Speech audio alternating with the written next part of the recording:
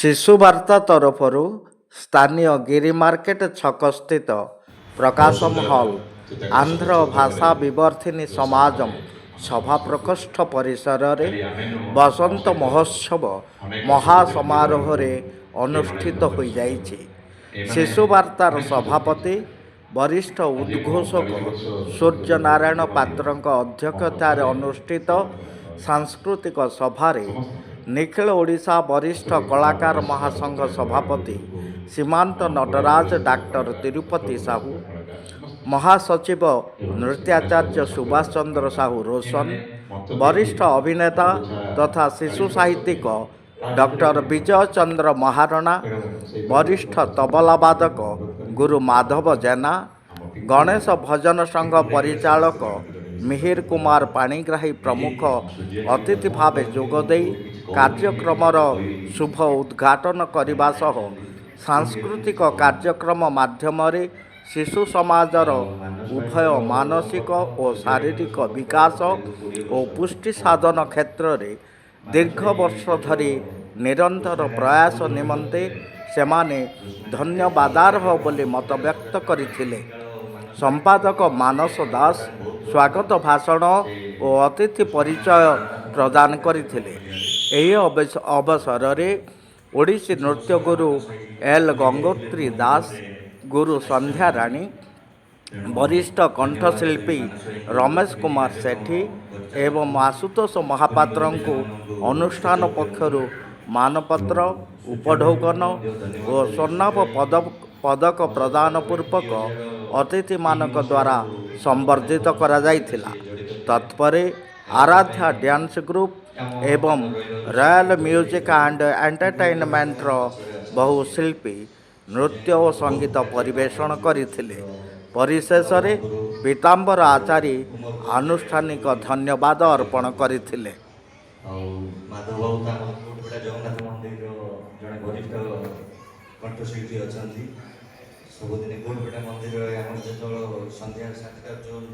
9ଟା ଯାଏଁ ଭଜନ କାର୍ଯ୍ୟକ୍ରମ ହେଉଛି, ଦ୍ୱିତୀୟ ତୃତୀୟ ଦିନ ସେଇଠି ମାଧବର ଅବଦାନ ଟିକେ ଅଧିକ ରହିଛି ସେଇଠି।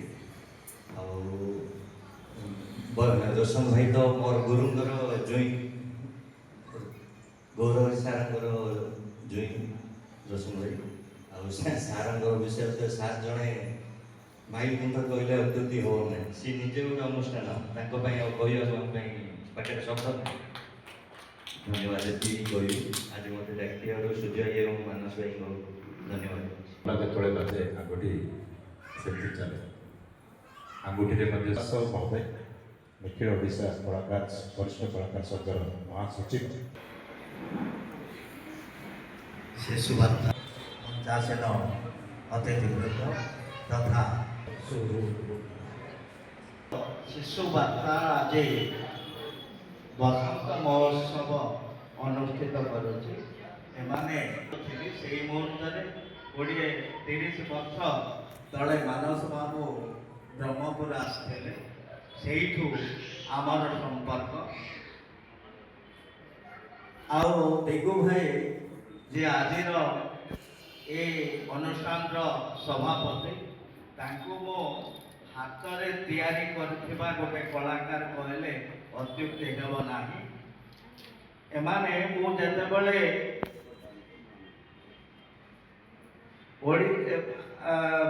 ଶିଶୁ ନାଟକ ମହୋତ୍ସବ କରୁଥିଲି ମଞ୍ଚଜ୍ୟୋତି ତରଫରୁ, ସେତେବେଳେ ଏମାନେ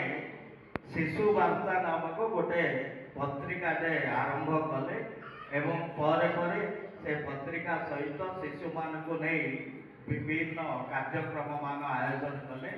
ମୋତେ ଖୁସି ଲାଗିଥିଲା। ମଞ୍ଚଜ୍ୟୋତିର ସେ ଯେଉଁ ନାଟ୍ୟଧାରା ଚାଲିଥିଲା ରାଜ୍ୟସ୍ତରୀୟ ଶିଶୁ ନାଟକ ମହୋତ୍ସବ, 25 ବର୍ଷ ଚାଲିବା ପରେ ତାହା ବନ୍ଦ ହେଇଗଲା। ନିଖିଳ ଓଡ଼ିଶା ବରିଷ୍ଠ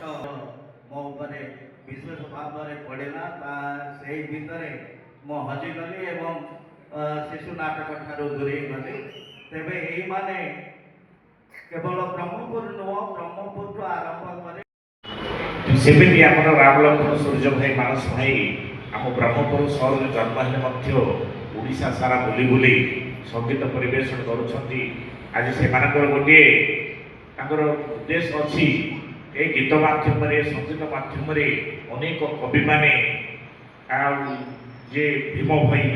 कविर अनेक लोक आमे माने आज भिखारी बड़ से नांती से माने मोक्ष प्राप्त होती संगीत परिवेशन कर तो महान गोटे जिनिस ए जिनिस केवे आमे सृष्टि करिया जिनिस नुह ये वेदरू आसी यो ब्रह्मांड विदधात पूर्वम यो वै वेदांश प्रहिणोति तस्मै तद्गः देवमात्मा बुद्धि प्रकाशम मुख्युर्वै शरण प्रपत्ति जितेबले ये पृथ्वी विश्व ब्रह्मांड शून्य थिला सेतबले प्रथम से परमेश्वर जे कि निराकार महाप्रभु का आकार नथिला से ब्रह्मा को सृष्टि करी तमु वेद प्रदान करथिले सही वेद हमर ऋषिमुनि माने चारि भाग रे विभक्त करथिले से चारि वेदरू चारिटी वस्तु बाहर करी गोटे वेदरू कथा वस्तु कहानी बाहर कर गोटे वेदरू गीत गोटे वेदरू रस गोटे संगीत बाहर करी चारि वेदरू पंचम वेद रूपे सेतबले हमर कोणार्क मुनि भरत मुनि विभिन्न मुनि मान थिले ये नाट्य कला को ये संगीत कला को पंचम वेद रूपे से माने घोषणा करथिले ये साधारण जिनिस नुह ये गीत माध्यम संगीत माध्यम आमर जीवन धन्य हुए आपण मैंने सकाळ उठे संध्या पर्यंत छोट पिला गीत शुणुव संगीत शुणुव ये कला एते उच्च गतिरे ये कला को आम को जिनस को आनी तुलना कले पाखे से फीका पड़े एपरिक आम लंका कटक जानी रावण साम्राज्य स्वप्न अरे खचित से लंका कटक हीरा नीला मोती माणिक राजवास वाणी कला निकट जदि आम तुलना कले से फीका पड़ कला स्थान एत उच्चरे भाषा नहीं वर्णना करने से सुंदर कला को आज आम मानस भाई सूर्य भाई रक्षा कर कौन प्रकार से आशा रखी ना आज आम गोटे अनुष्ठान कलु संगीत परिवेशन कलु एम कि चार पैसा पाइबा ये उद्देश्य नथाई निष्काम भाव से आज छोट छोट कुटी कलाकार बाहर कर आज भारत देश नाम जश अर्जन कर साधुवाद अर्पण कर आशा पूर्ण से हाथ खर्च कर कार्यक्रम आज कर मिनिमम अति कम 25,000 30,000 खंडे खर्च किंतु किए दौर से परमेश्वर अच्छा आशीर्वाद करुणा कृपा हाथ अच्छा सेमनिकार जड़े दुई जन राम लक्ष्मण अच्छा सत्य अहिंसा दया सत्य संतोष एमतिकार अस्त्र को से हस्तर धारण कर ब्रह्मपुर सहर में अनेक अनुष्ठान अच्छी से केते कथा केते कटु कथा कहले केते गुट जंत्रणा कले कि भूकेप रखाई से कर्तव्य पथरे से चली वास्तव पथरे पथी को साजी जा तेणु से साधुवाद अर्पण करुच्ची महाप्रभु प्रार्थना करुच्ची कला को आपण बचाई रखु निश्चित भाव में आमर भाई जो कलाकार आप सदा सर्वदा सहयोग करुवे आज ये जो सुजोग देते विपद कहवाई भाषण देवार समय न